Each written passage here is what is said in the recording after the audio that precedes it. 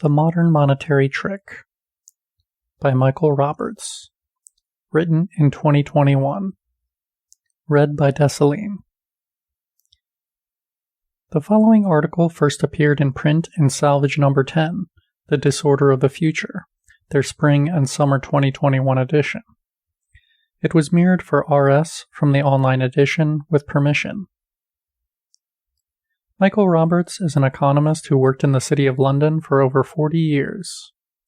He is the author of several books: The Great Recession, A Marxist View, 2009, The Long Depression, 2016, and co-editor of World in Crisis, 2018.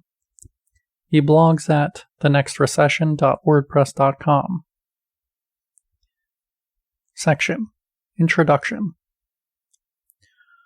Modern monetary theory, MMT, has become the flavor of the time in many leftist circles in recent years. The left-wing Democrat Alexandria Ocasio-Cortez is apparently a supporter.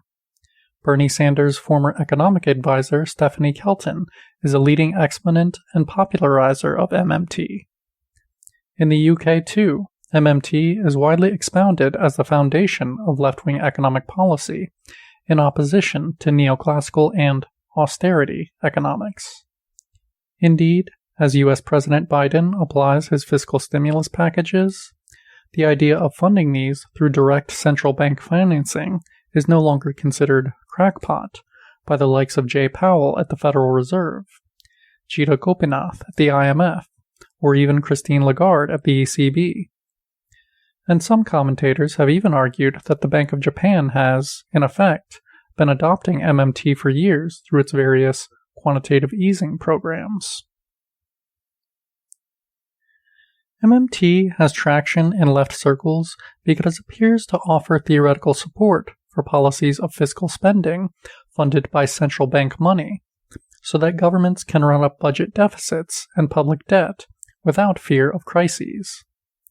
Since the Great Recession, leftist economists have tried to refute the theories of neoliberal mainstream economics that call for balanced government budgets and a reduction in the high levels of public debt. Austerity budgets have slashed welfare benefits and reduced public services, alongside real wage stagnation and a rise in unemployment. Naturally, the labor movement wants to reverse these policies that make working people pay for the failures of the banks and capitalism. The usual alternative comes from traditional Keynesianism, according to which more government spending, by running deficits on annual budgets, can boost effective demand in the capitalist economy, create jobs, and increase wages. And here is where MMT comes in.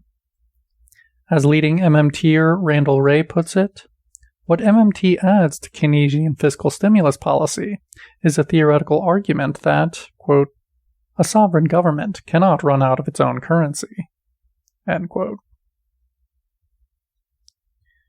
Because the state has a monopoly over fixing the unit of account, dollars or euros or pesos, it can create as much money as it needs, distribute it to non-state entities, and so boost demand and deliver jobs and incomes.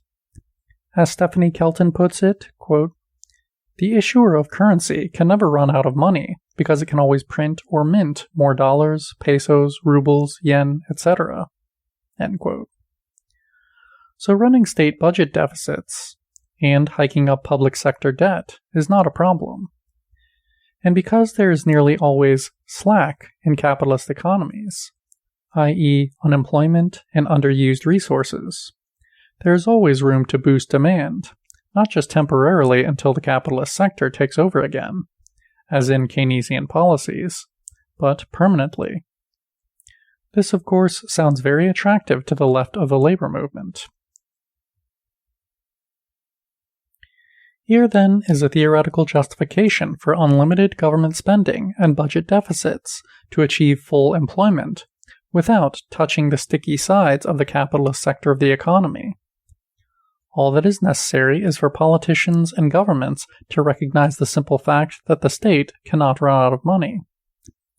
MMT thus provides theoretical support for New Deal policies of government spending on infrastructure projects, job creation, and industry, in direct contrast to neoliberal mainstream policies of austerity and minimal government intervention.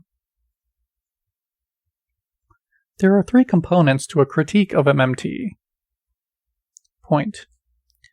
The first is theoretical. Is MMT correct in its view of how money is created and circulated? Point. The second is practical. Is MMT correct to argue that because governments control the issuance of money, they can create as much money as is necessary without worrying about any deficit between government spending and taxes? Point. And third, what is the problem that MMT wants to solve? Is the aim just to end unemployment and establish full employment? What does MMT have to offer in explaining and dealing with regular and recurring slumps in capitalist production? Or in explaining the causes of rising inequality, global warming, technological unemployment, and financial crashes? End section.